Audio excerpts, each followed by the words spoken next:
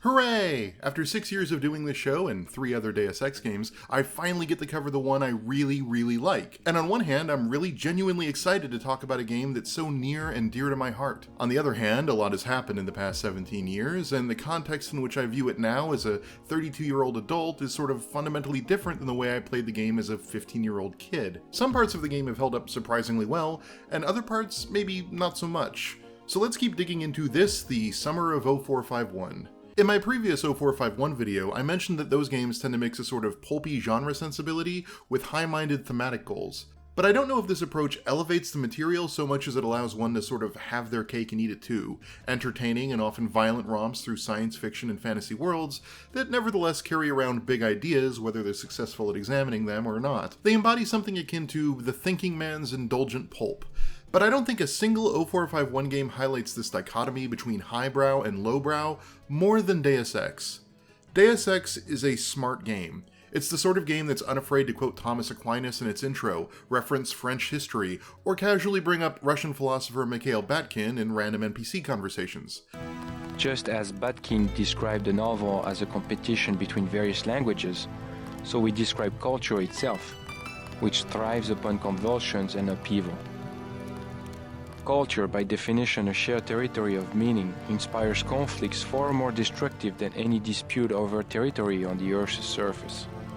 And the game aims high thematically, examining the inherent corruption brought about by complex oligarchies, the compartmentalization of responsibilities, and the centralization of power and knowledge. And to achieve that end, the game does a tremendous amount of world building, both in its written lore and in its level design. It mostly avoids a simple good-evil narrative structure that tends to plague most shooters, painting all sides as morally gray. It also takes time to give its characters proper motivations. Gunther Hermann, in particular, has a surprising amount of pathos that ranges from the fear of obsolescence to the loss of his only friend. Go ahead, advance up the stairs to the command center at the top. I will take my rusty metal bones and sweep away into the junk pile. No, I cannot forgive. No. Not the killing of Agent Navarre. I will follow. Denton, I will get you. At the same time, Deus Ex is very much a work inspired by and designed to be disposable pop culture. It's a game about a cyborg anti-terrorist in the future where they've escaped from New York to the Statue of Liberty, Ed 209-looking robots roam the streets, and nanotech laser swords are a thing. This is not exactly a deep game aspiring to escape the shackles of a blockbuster.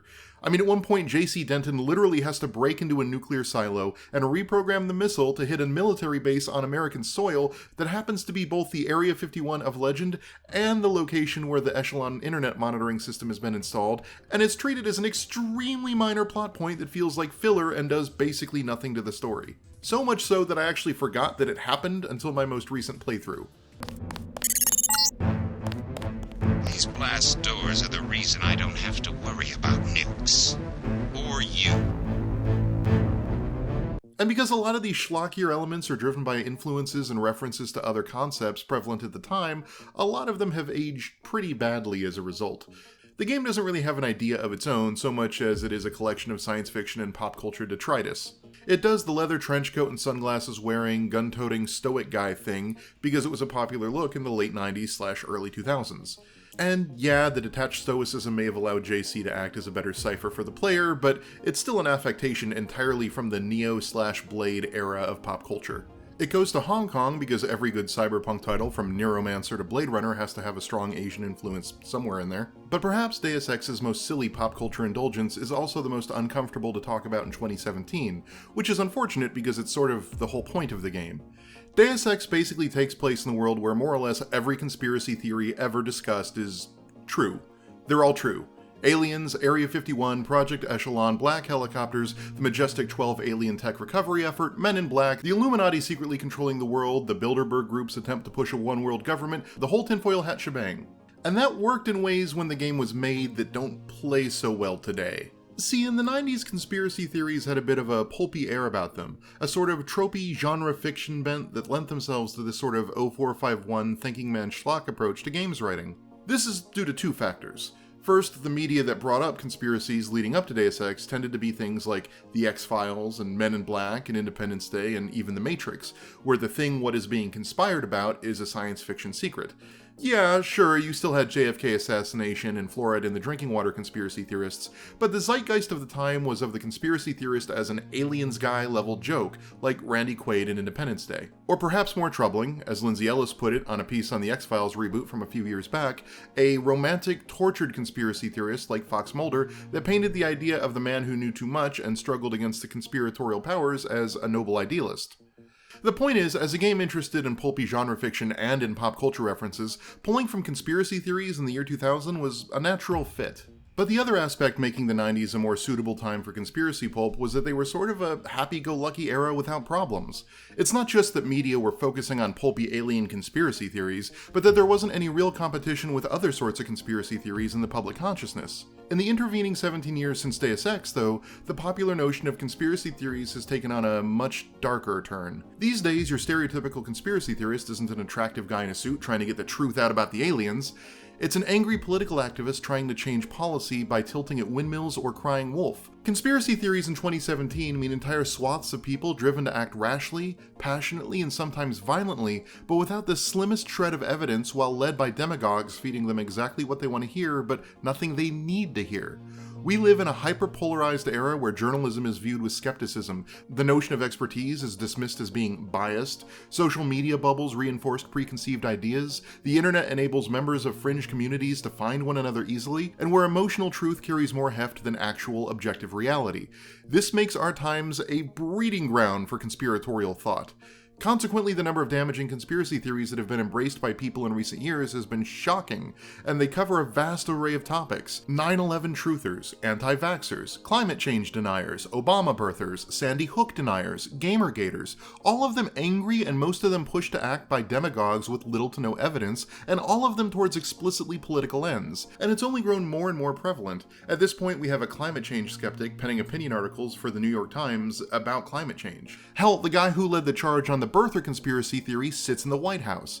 Where the 90s conspiracy theories were pulpy sci-fi worth a quick chuckle, 2017's conspiracy theories are real and scary and they have consequences.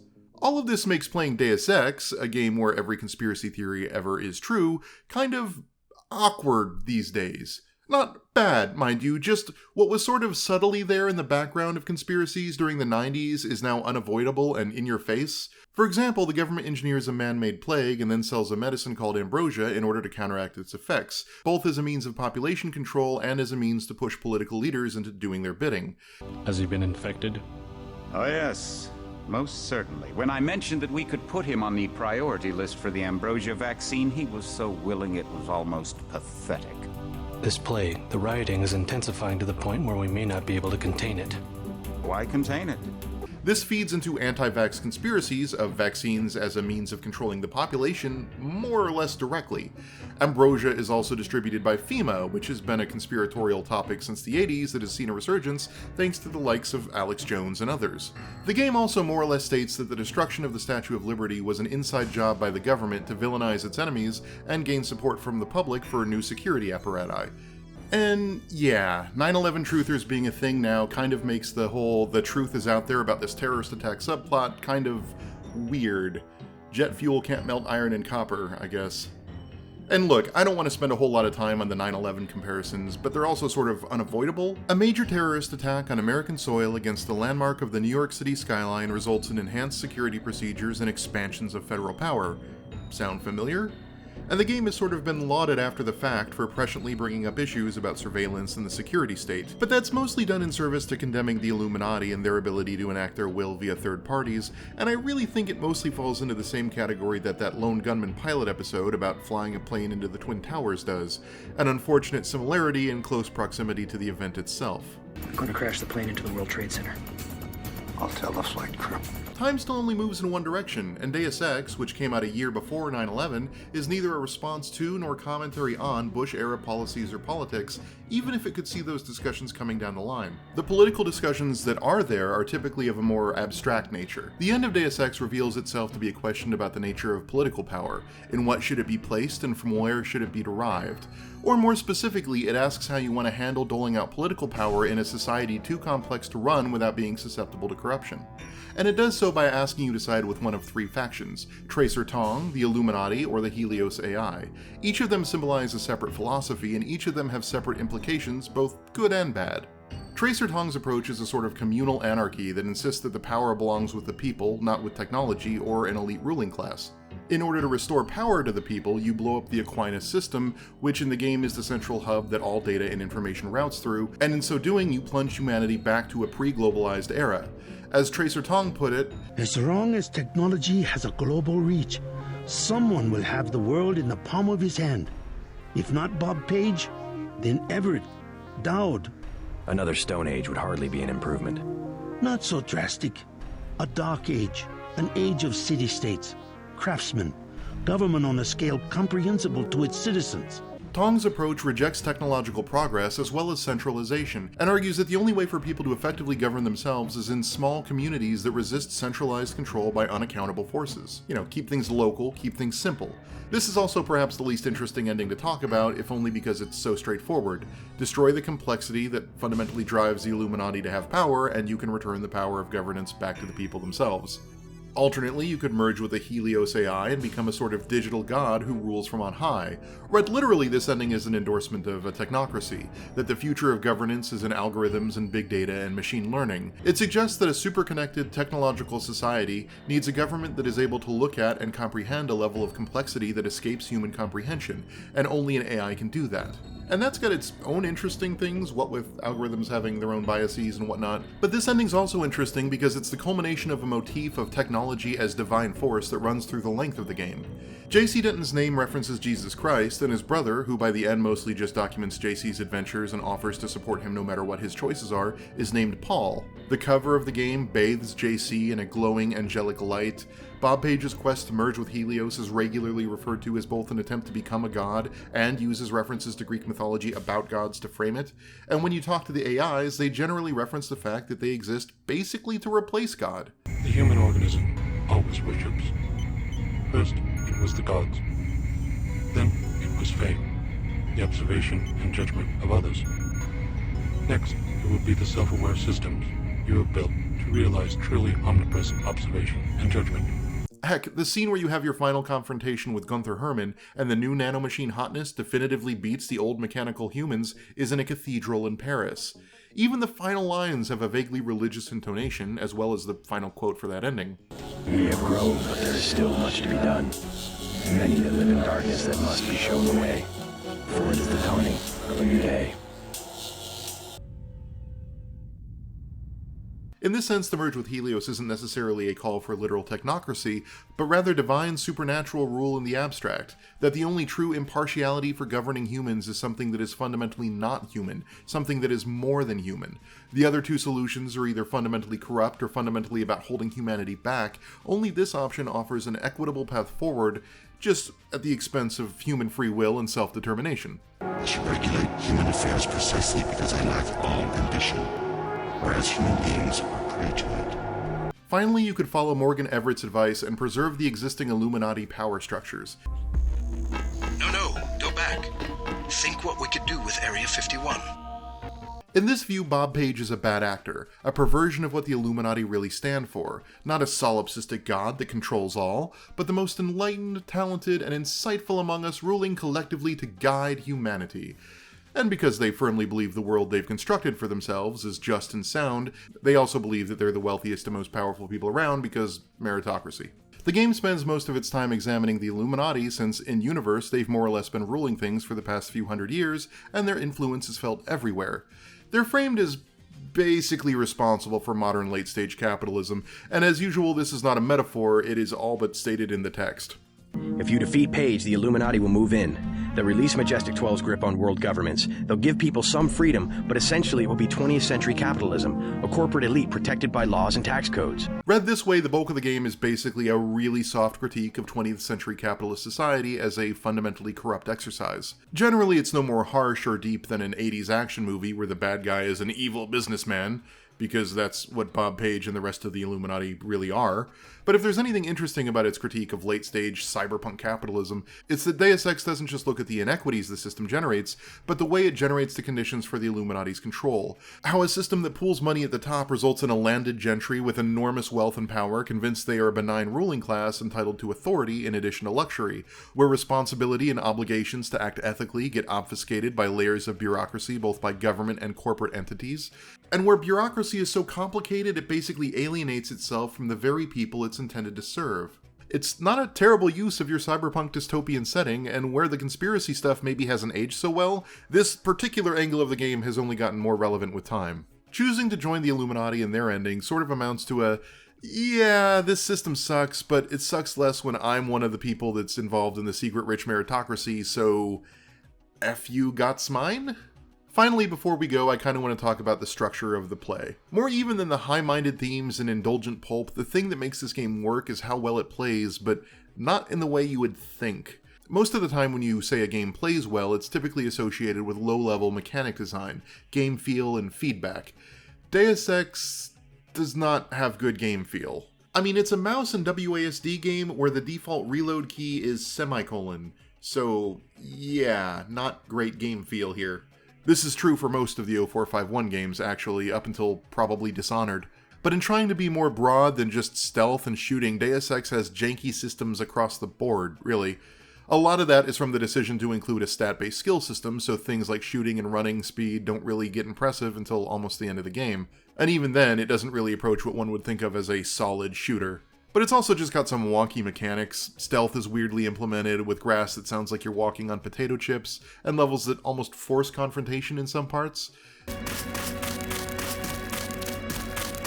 The game offers non-lethal playstyles, but requires you to kill certain bosses, rendering a lot of those choices moot. And while some of the augmentations you can get are really cool, you spend the first half or so of the game with just 3 or 4 basic ones. But despite the game's loose set of moment-to-moment mechanics, Deus Ex is beloved for the way it encourages creative play.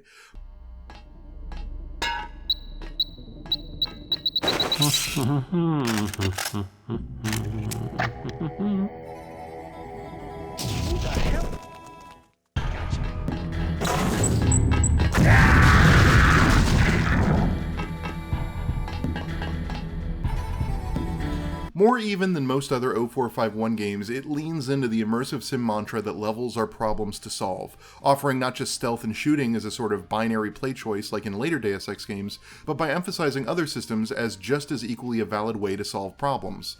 Like in other games, side systems like lockpicking or security help you achieve lethal or non-lethal play by giving you access to new areas or letting you get a gun early, but they're not themselves ways to solve problems.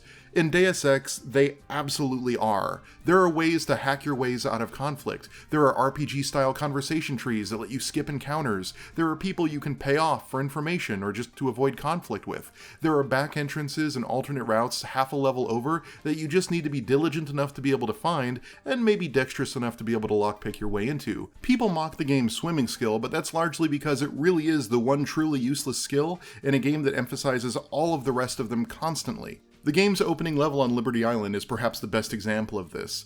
You can do as Paul suggests and meet your contact for a key to the front entrance, or you can use your hacking skills to crack the security system on those doors, or you can read the data cubes left by soldiers and find the username and password and turn off the security system without doing any hacking. Or forget the front door, sneak in the back way by climbing up a bunch of shipping containers. Good thinking. You might be able to avoid some of the security by entering this way. Or you can take the approach that's become something of the poster child for emergent play and use lambs to climb up the side of the statue. And all of this ignores the optional side stuff, the corrupt UNATCO guard selling munitions, the sunken ship loaded with goodies, the bunker that has some weapon mods in it, and all of this takes place in just one level. It's a game that strives to mix tense tactical combat and stealth with role-playing, exploration, and security systems, and have all of them be viable approaches to play. So what's interesting about Deus Ex isn't how the shooting feels, but the thought process leading up to deciding that shooting was how you wanted to solve this particular problem. If anything, the fiddly mechanics add to that. There's a constant sense that you're cheating your way through the game because you're constantly asking yourself, can I do that? And more often than not, the answer is yes, especially if you're willing to save scum a bit. Killing Anna Navarra when she asks you to kill Lebdev, or saving Paul when he tells you to run to safety, are interesting because they seem super hard, and the game more or less tells you not to do it. But not only are they possible, dialogue is written to handle the events, and the game just moves on if you manage to do it. It was the embodiment of the immersive sim, this idea that as long as we're consistent with our rules, you can do whatever and we'll call it valid. Unfortunately, the game kind of sags in the last third with this level design and becomes much closer to the stealth or combat the series has sort of turned into. The game reaches its nadir with the Majestic 12 Aqua Lab and the nuclear missile silo and doesn't really recover until just before the end when the role-playing and exploration pick back up. I suspect this is why I always start replaying the game but then fizzle out about halfway through. It really is that open problem solving that treats all of its subsystems as important, giving you a wide array of solutions to creatively mix and match, that define Deus Ex for me. And this is what the subsequent Deus Ex games have always seemed to lack. Invisible War suffered not just because of its shoddy tech and crappy port, but because the levels were too small to offer the sweeping array of choices Deus Ex had managed to provide. Human Revolution is probably the closest we've had since the original. It had a decent amount of role-playing mixed in with its tactical action, but it didn't quite measure up, offering a sort of simplified approach, but dealing with similar ideas. And then Mankind Divided kept most of its role-playing in the central hub and turned its away missions into simple stealth versus combat tactical shooters. And it wasn't bad at that, it just wasn't really what I would consider particularly Deus Ex-y. Again, I consider Mankind Divided closer in spirit to Metal Gear Solid than this game. Coming back to Deus Ex and playing it, really playing it all the way through for the first time in something like at least 10 years has really been enlightening. Just as it feels simultaneously pulpy and smart, it also feels super dated and yet more relevant than ever. It's an artifact of late 90s pop culture, but its commentary is ever more on point today. It's got a sort of janky, low-level play sensibility that I think will turn a lot of people immediately off, but a high-level play sensibility that we just frankly don't make like this anymore. I think my relationship with the game has changed since I first played it as a teenager and thought it was the deepest, most immersive thing ever, but I do still love it. It's an artifact from when games wanted to be smarter but weren't quite sure yet how. And if nothing else, Deus Ex is still asking me to make interesting play choices, still fun to think critically about, and wrapped in a still ridiculously over-the-top B-movie dystopia. I don't know if it matters as much now as it did 20 years ago, but I still find it engaging. And I think that's more than you can say for a lot of games from this era that draw this heavily from pop culture.